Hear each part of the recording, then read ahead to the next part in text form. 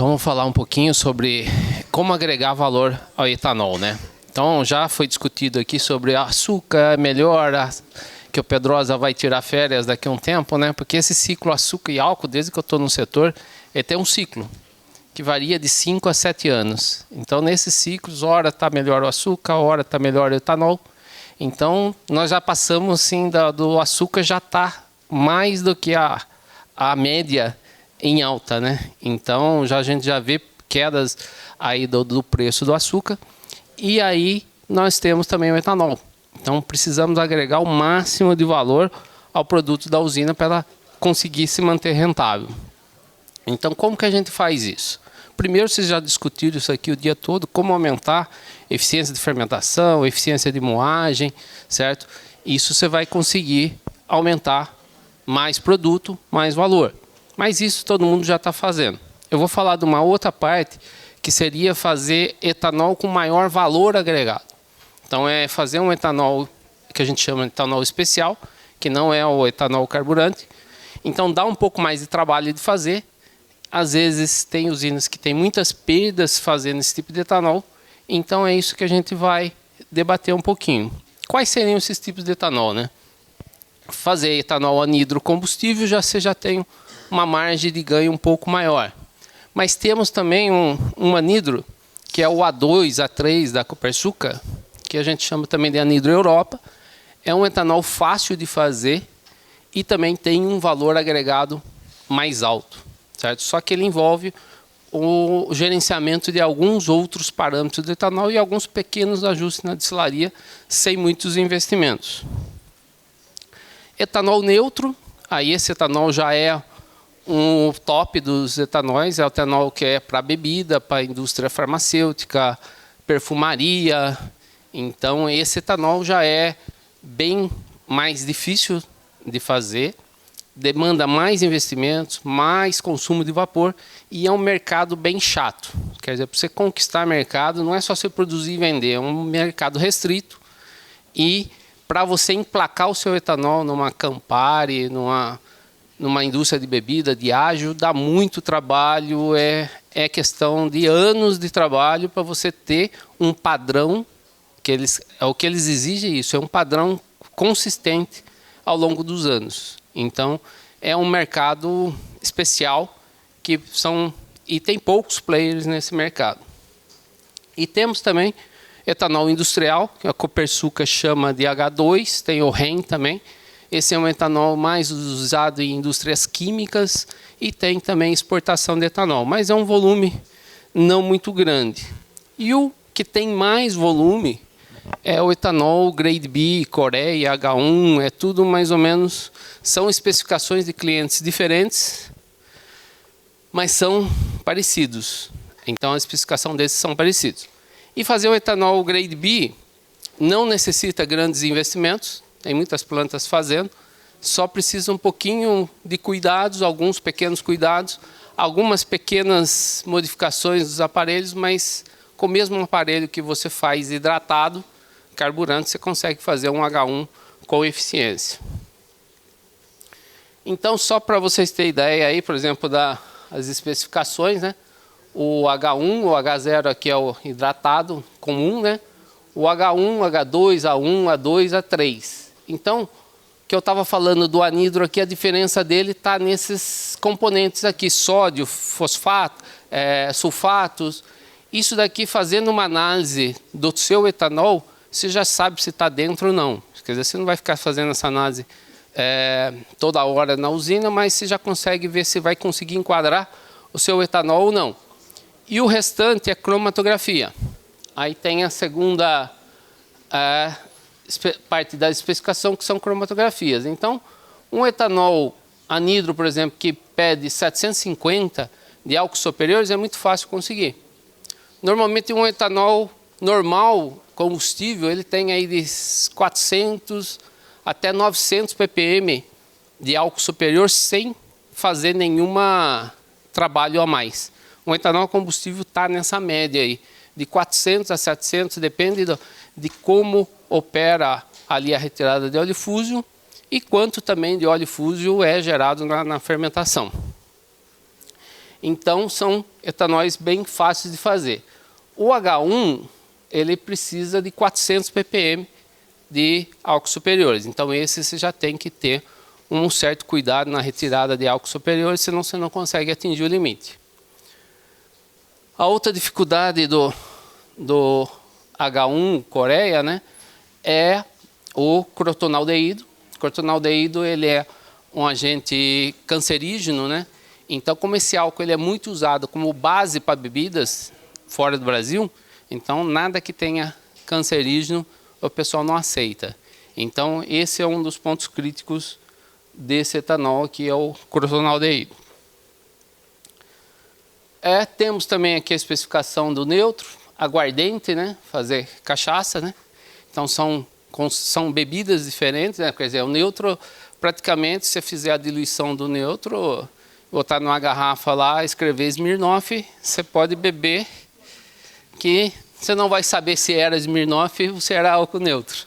Quer dizer, o álcool neutro que a gente produz em usinas enche as garrafas aí da Diageo e de outras fábricas de bebida. E pinga já é um conceito diferente, quer dizer, a pinga ela tem que ter os contaminantes que dá o sabor à cachaça, certo?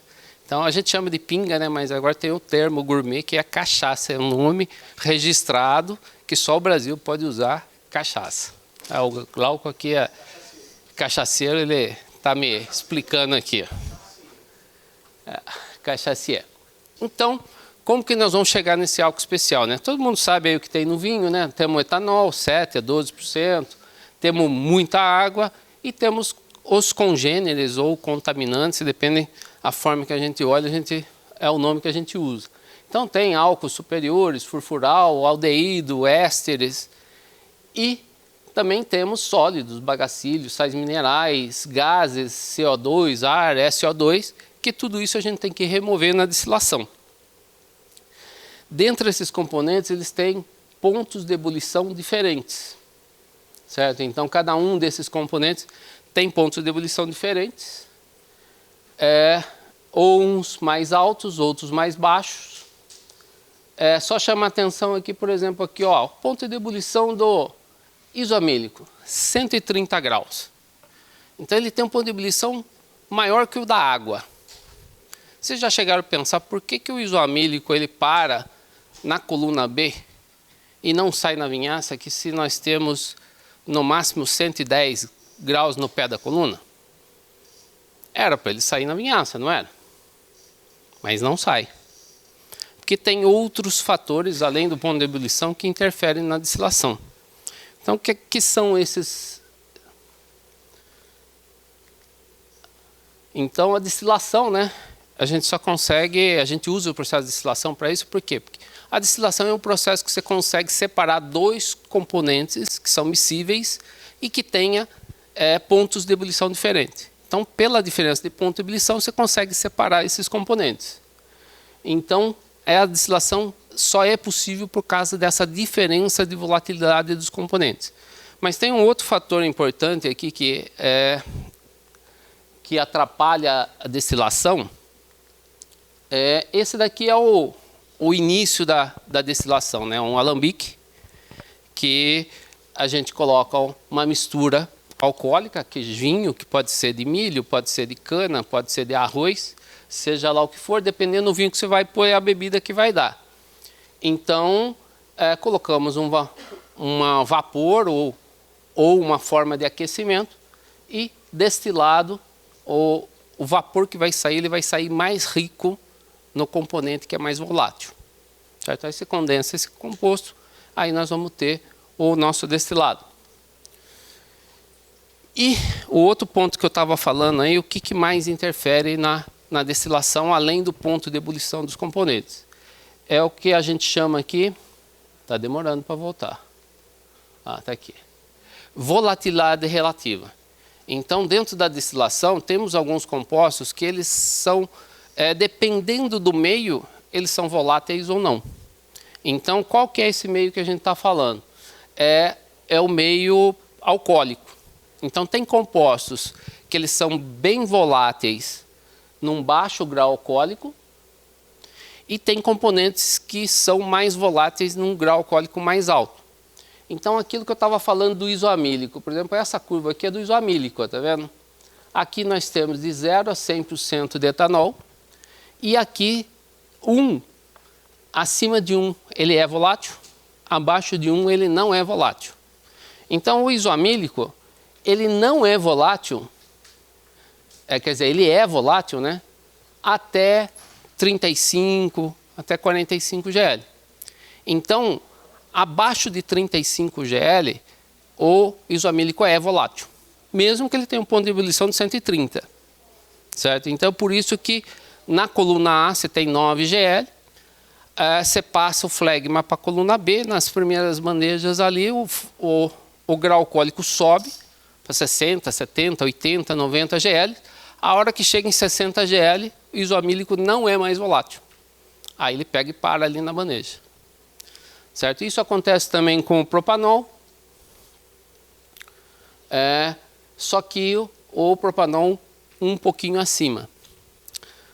Os outros componentes, por exemplo, o acetaldeído. O acetaldeído ele tem um ponto de ebulição de 20 graus. Mas o acetaldeído ele não é muito afetado pela volatilidade relativa. Então, em qualquer temperatura, ele é altamente volátil. Isso acontece também com o acetato de etila e de acetil. Só tem uma curva aqui que é o contrário, é o metanol. Então o metanol ele é mais volátil, você vai conseguir separar ele melhor nos altos graus alcoólicos. Por isso que às vezes a gente temos alguns processos com 3 colunas, é lá na última coluna, que até tem o nome de demetiladora, exatamente que só lá que você vai conseguir tirar metanol e ter menos que 10 ppm de metanol no álcool, quando é um álcool industrial ou um álcool neutro. Então, como que nós vamos tirar as impurezas pesadas, né? As pesadas, a gente precisa, toda impureza que você vai tirar num aparelho, você precisa achar o ponto de maior concentração, para a partir desse ponto de maior concentração, você vai tirar menor volume. Se tirando menor volume, você vai ter menos reciclagem de produtos na sua destilaria, você vai ter uma eficiência energética maior. Então, geralmente aqui o isoamílico ele fica ali na faixa da coluna de 45 a 60 GL. Nesse ponto você vai ter a maior eficiência de tirada dos óleos pesados, os óleos baixos.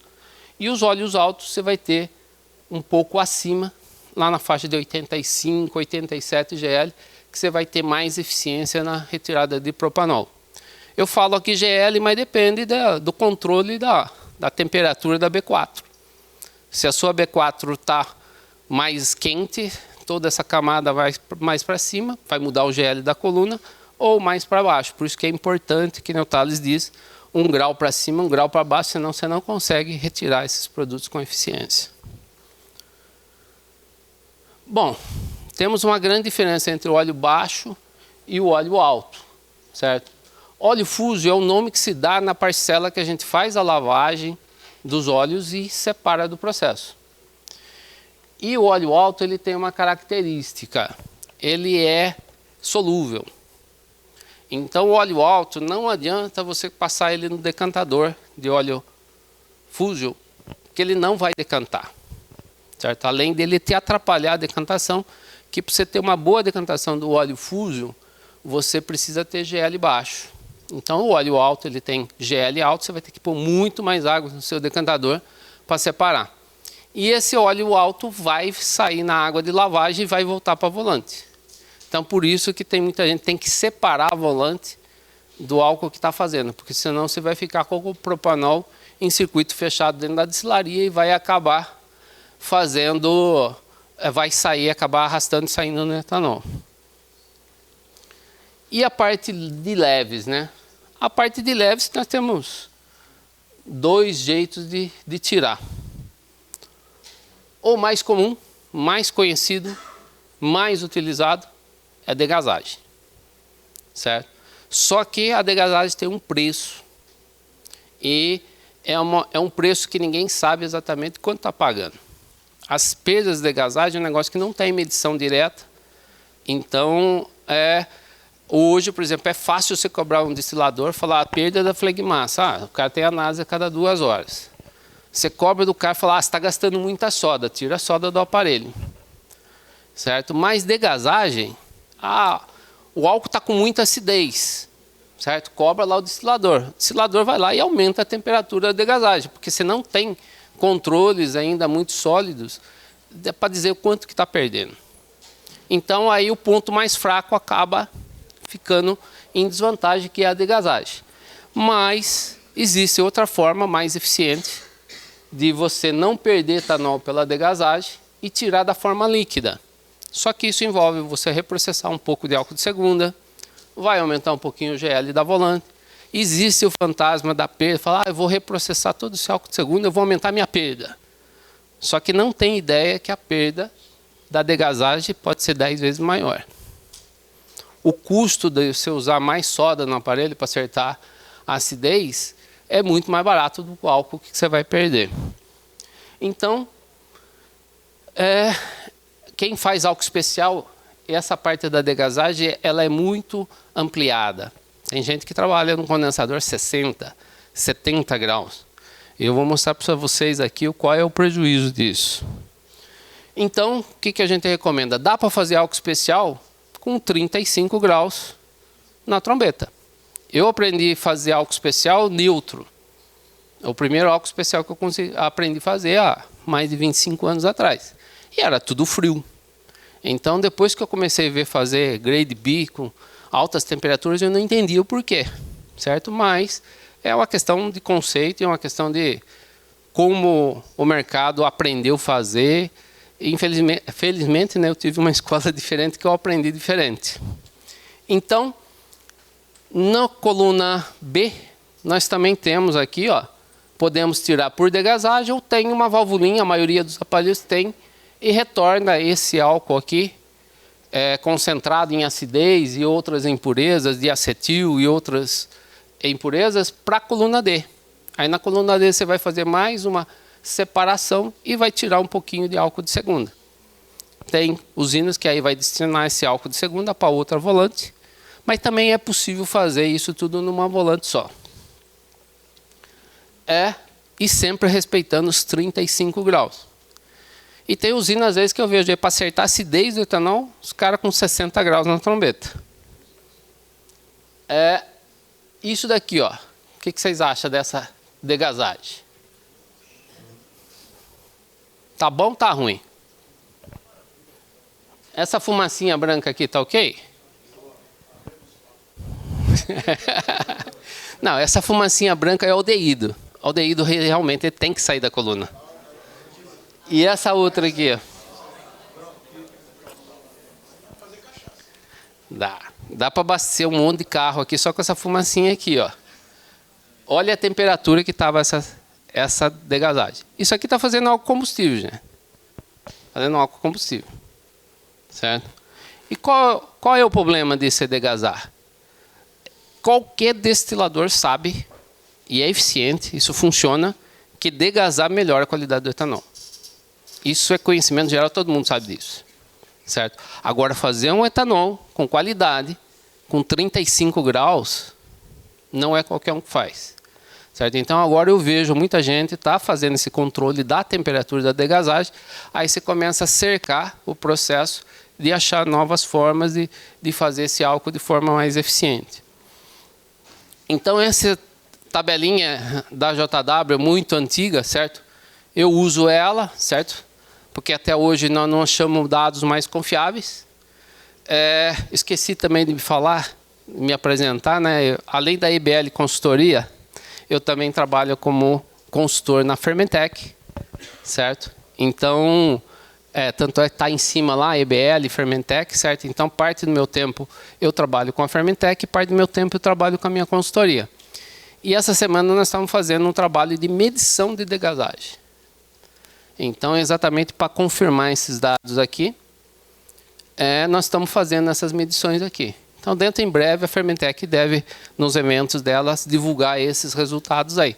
Mas, eu já posso adiantar para vocês que são maiores do que isso aqui. Então, por exemplo, um aparelho aí trabalhando a 65 graus, ó, você pode perder aqui, ó, 2,24% nessa tabela. Mas eu já achei casos de usina perdendo 5% da produção de etanol, tentando fazer etanol especial. Nesse outro caso aqui, ó, isso aqui são dados da Fermentec também, ó, a usina estava tentando fazer álcool especial. Aqui nós temos o vermelho aqui, a temperatura dos condensadores, E3, e a temperatura do condensador R1. Cruzando esses dados com o RTC da unidade, nós temos aqui, ó, numa correlação aqui, ó, nós chegamos que essa unidade, com 65 graus, ela perdia 1,9% da sua RTC, que seria a eficiência industrial.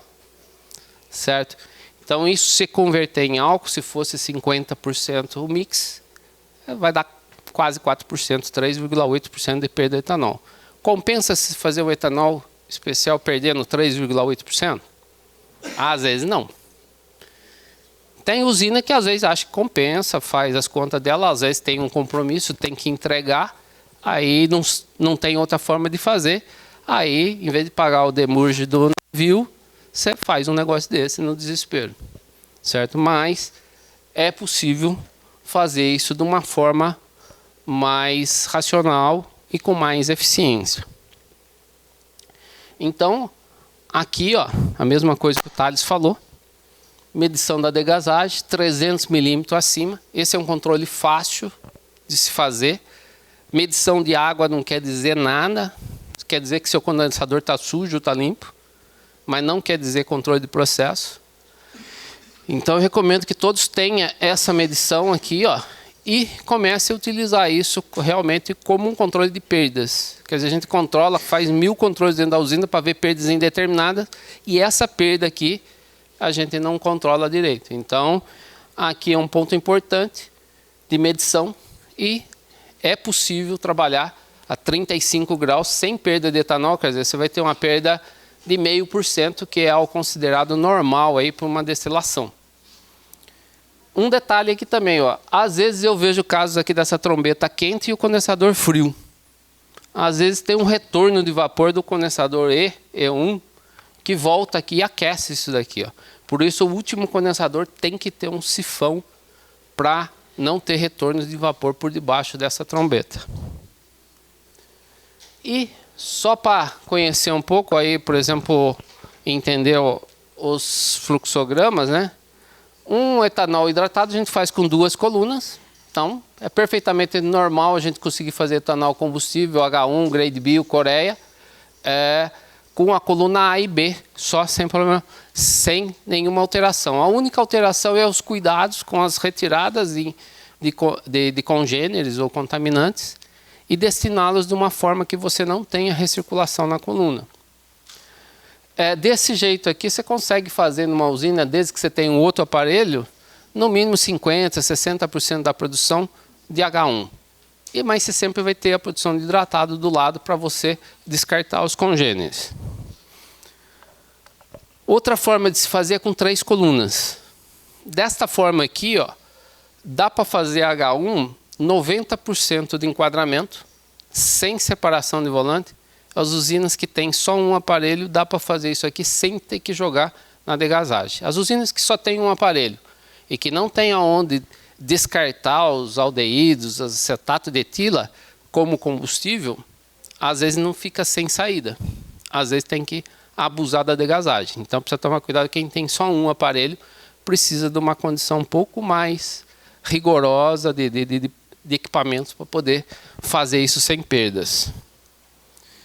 E com esse conjunto aqui, dá para a gente fazer também o REN, ou H2.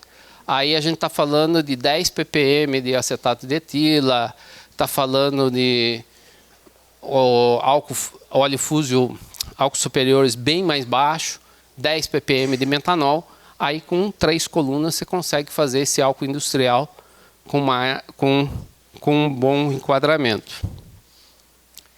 E por último aqui, se fosse fazer neutro, certo? Para neutro eu utilizaria um processo que chama hidrosseleção. Quer dizer, eu precisaria primeiro de ter um álcool produzido, certo? É possível fazer de vinho também, mas aqui nesse esquema aqui, você pega um álcool já produzido, dilui ele a 12 GL, faz a hidrosseleção, retira impurezas, depois você faz a concentração dele para hidratado, uma retificação, e depois um repasse final, uma demetilação. No final aqui você vai ter um álcool neutro, só que com um consumo de vapor aqui de 4,2 kg, fora o vapor que você já gastou no álcool hidratado. Ou você pode fazer com 4 colunas, uma coluna A que vai fazer uma base alcoólica, você condensa essa base alcoólica e que vai para a hidrosseleção, coluna B e C, com um consumo aí de 7 a 8 kg de vapor por litro de etanol. Então essas são as formas que a gente tem aí de fazer o etanol. Existem também equipamentos a vácuo, duplo efeito. Aí podemos ter consumos aqui em vez de 7,4, 2,2, até 2,5 kg é possível fazer neutro em sistemas a vácuo. Então, o que é importante para a produção de álcool especial, né? Primeiro, retirar as impurezas o mais cedo possível. É o caso, por exemplo, do acetaldeído. O acetaldeído, ele tem que sair o mais rápido possível, por quê? Porque se não tirar ele, calor, tempo e dentro da coluna, pode criar outros compostos mais difíceis de retirar, que é o caso, por exemplo, do crotonaldeído. O crotonaldeído é a junção de 2 aldeídos com uma base soda, você vai formar crotonaldeído. Então nós precisamos ter uma retirada eficiente de acetaldeído para não ter problemas de crotonaldeído na frente. Evitar a recirculação de impurezas, que é o caso que eu falei do óleo fúsio, e retirada das impurezas leves via líquida, não por degasagem, e retirada de óleo fúsio entre 45 e 60 GL, óleo alto de 85 a 88 GL, e sempre retirar as impurezas no maior ponto de concentração para você minimizar o volume de impurezas que você está retirando e reciclando no seu processo. Então, além de estabilidade de vapor, estabilidade de vinho, tudo isso que foi discutido aqui da automação, estabilidade de temperatura das colunas, ajuste do 1 grau para cima para baixo da carga da coluna e também temperatura de condensadores limpos, trocadores de K limpos, tudo isso interfere na dinâmica de operação do aparelho que pode atrapalhar a sua qualidade do etanol. Então, é esse que eu queria falar para vocês. Obrigado pela paciência aí, fico aberto para dúvida. Perguntas? Tinha que ser. Essa é sua. Eu sou o Max da vez. Bom, parabéns, Edmilson. Gostei muito da sua palestra. Mas veja, você veio representando inclusive a Fermentec. Sim. E esqueceu de dizer, antes de retirar isso, é não formar. Uma boa fermentação é fundamental, muito importante nisso daí, porque você só tira impureza se formar impureza. Então, quanto menos impureza, melhor. Então, eu vou puxar a sua orelha por causa disso e vou ligar para Henrique. Não, só que eu também aprendi uma outra coisa também. Fermentação, o destilador não controla. Então, a fermentação, o destilador não controla a fermentação. Mas o consultor, ele recebe de outros. Então... Não, veja, na verdade, nós somos as vítimas, né? Estamos no final da linha. Então, se vier porcaria, você vai tirar a porcaria até enquadrar, não é? Por exemplo, quando você fala em 50%, é um negócio danado, porque veja, você vai gastar vapor para vender 50% como carburante e 50% como especial. Não, isso porque você tem outro aparelho fazendo carburante. Mas veja, sim, mas você deixa de vender. Sim. Porque, olha, por exemplo, na França, no século passado, na primeira metade, não existia ainda a hidrosseleção, que é a chave de tudo, né? Isso é de 51, foi uma boa ideia, né? E já se fazia álcool neutro. Sim. 35% é etanol, o resto é impureza. Ou seja, eu costumo dizer sempre o seguinte, qualquer unidade faz qualquer tipo de etanol. É só uma questão de abrir e fechar a válvula. Então, fazer bem, como você bem defendeu aí, é você tirar o mínimo de impurezas consumindo o mínimo de vapor. Aí está tudo certo, né? E quanto a B4, que é aquela sempre é falado, né? Na França, o cara pede 0,1 para neutro. Tá? Em outra observação, a Goiasa fez um projeto que eu participei como interface entre os fabricantes e a unidade, né? As duas colunas são a vácuo, tanto a hidrosseletora como a demetiladora. Então o consumo foi só da B, de 2,4. Eu queria dizer isso, porque podem ser as duas a vácuo, né? Pode ser, não, inclusive a A pode ser a vácuo também. Sim, mas eu digo só na parte de... a vapor. Só na parte de neutro, tá certo? Então, vamos dizer, a gente já conseguiu o próprio Coreia, sim, uma outra coisa que eu acho que poderia ser dito, que quem tem a coluna C para fazer o repasse, certamente tem um AP e pode fazer a hidrosseleção, pode não, deve, a hidrosseleção das impurezas voláteis. Então a gente retiraria tudo dos últimos condensadores, jogaria na P, isso fica limpinho, tem cromatograma disso, o que está na base da P volta para B e vira etanol, e a porcaria você só tira mesmo no último I. E aí você diminui consideravelmente a retirada de segunda. Bom, para não ser chato, todo mundo está com fome. Viu, não, só vou responder duas coisas. A primeira, sobre a qualidade da fermentação. Para destilação, se você tiver uma destilação robusta, é lógico que uma fermentação ruim vai ser muito mais difícil fazer o etanol, mas isso não impede de você fazer o álcool na especificação. Só que aumenta o descarte de impurezas, certo? Então a destilaria, ela aguenta alguns desaforos, só que tem um preço a pagar, retirar mais impurezas. Quanto ao processo de hidrosseleção, tá, eu já trabalhei com esse processo também da coisa. O problema maior é o seguinte, quando você faz essa concentração de impurezas, você tira um produto lá que você não sabe o que fazer com ele. Você tira um álcool de segunda lá, que você não tem o que fazer com ele. Ninguém quer, o comercial não quer, e aí você não tem onde colocar ele. Aí... Exatamente. Então, aí teve usina que a gente fez diferente, certo? Em vez de eu ficar concentrando um monte de impurezas, e depois o pessoal usava 5 tanquinhos de álcool grade B, H1, para diluir aquela impureza para o comercial poder vender como hidratado carburante.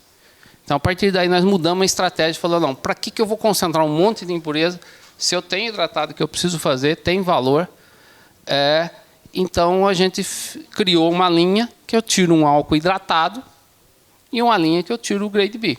Então eu tiro 90% do grade B, 10% de hidratado, não tenho problema nenhum com as impurezas, que eu vou transformar as minhas impurezas em álcool combustível que eu vou vender com valor agregado. Então essa é a...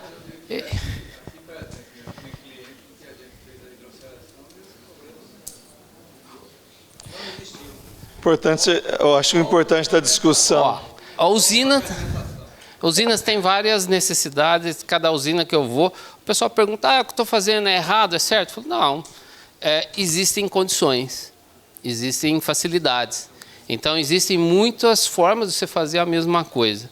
Você tem uma forma, às vezes, um pouco mais eficiente, outra menos eficiente, uma mais fácil de fazer, outra mais difícil, uma operacionalmente melhor. Uma gasta mais vapor, menos vapor, aí depende do que a usina tem de dispositivo. Que não tem retirada de óleo fusel, eu não vi nenhuma ainda. O pessoal que não retira óleo fusel é que não está enxergando ele. Você conta depois. Não. Ele pode ter? Pode, gente? Tá. Fazer o quê, né? Algo bem interessante diante disso que eu estou dizendo, que qualquer unidade faz qualquer etanol. Aqui em São Paulo, eu fui numa usina para avaliar, eles estavam fazendo Coreia. Então começa aquela conversa ali de laboratório e tal. Rapaz, vocês estão fazendo um álcool extraordinário. Basicamente só tinha o pico do etanol. Uma beleza, aí vamos para campo. Vocês acreditam, quando falasse em segunda eu me lembrei, o aparelho sequer tinha a tubulação para retirar a segunda. Acredito que eu estou dizendo. Eu acredito. Viu? Agora veja, não retirava a segunda porque não tinha como tirar. Entre o E e o E1 tinha uma válvula para a atmosfera. Entre o E1 e o E2 tinha outra válvula. Tá? No costado do R tinha uma válvula. tá? E os condensadores finais, o respiro, você não passava nem perto. Sim, foi como eu falei. E fazia esse etanol. Então eu imaginei, puxa vida, a eficiência deve estar uma tragédia, né? Estava 90, eu digo, então deixa quieto, tchau, baby. Tchau, baby, talinho vai partir. Perdeu sua consultoria nessa.